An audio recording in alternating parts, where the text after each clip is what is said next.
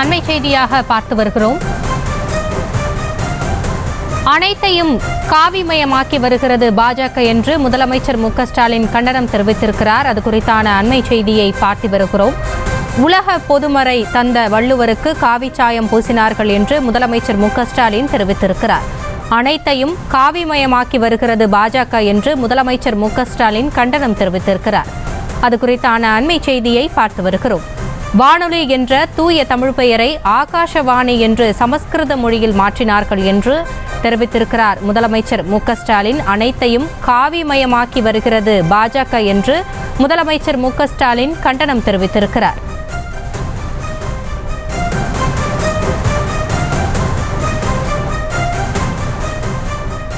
தற்போது தூர்தர்ஷன் இலச்சினையிலும் காவிக்கரையை அடித்திருக்கிறார்கள் என்று முதலமைச்சர் மு க ஸ்டாலின் தெரிவித்திருக்கிறார். இது குறித்த கூடுதல் விவரங்களோடு இணைக்கிறார் எமது செய்தியாளர் ராஜேஷ். விரிவான விவரங்கள்.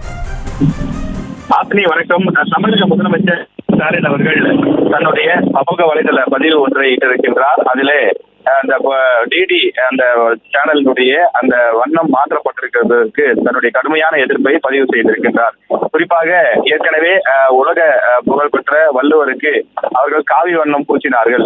அதன் பிறகு உலக புகழ்பெற்ற தலைவர்களுடைய சிலைக்கு காவி வண்ணம் அடிக்க பார்த்தார்கள் என்றும் கடுமையாக தன்னுடைய அந்த காட்டமான எதிர்ப்பை அவர் வெளிப்படுத்தியிருக்கின்றார். அது மட்டுமில்லாமல் தொடர்ந்து காவிமயமாக்கக்கூடிய தொடர்ந்து ஈடுபட்டு வருவதாகவும் அதனுடைய ஒரு அடையாளமாகத்தான் இந்த செயல் நடைபெற்றதாகவும் குறிப்பிட்டிருக்கின்றார்.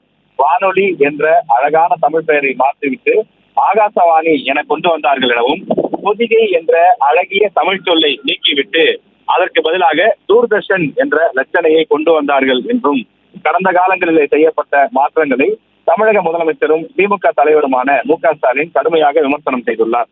தேர்தல் பரப்புரையில் நான் சொன்ன போன்றவற்றையும் அனைத்தையும் காவிமயமாக்கும் பாஜக சதி திட்டத்தின் முன்னோட்டமாகத்தான் இவை இந்த ஒற்றைவாத பாசிசத்துக்கு எதிராக இந்திய மக்கள் வெகுண்டெழுவதை 2024 தேர்தல் முடிவுகள் உணர்த்தும் எனவும் தமிழக முதலமைச்சர் மு க ஸ்டாலின் அவர்கள் குறிப்பிட்டிருக்கின்றார். தொடர்ந்து அனைத்தையும் காவிமயமாக்கும் பாஜகவினுடைய இந்த போக்கு என்பது ஏற்றுக்கொள்ள முடியாதது, கண்டிக்கத்தக்கது என்ற வகையில் முதலமைச்சர் பல்வேறு உதாரணங்களை குறிப்பிட்டு காட்டி தொடர்ந்து இதனை அதாவது அரசு நிறுவனங்கள், வானொலி, தொலைக்காட்சி உள்ளிட்ட அனைத்தையும் காவிமயமாக்கக்கூடிய முயற்சியில் ஈடுபட்டு வருகிறார்கள். இதை ஏற்றுக்கொள்ள முடியாது என்று தமிழக முதலமைச்சர் கடுமையாக பதிவிட்டிருக்கின்றார்.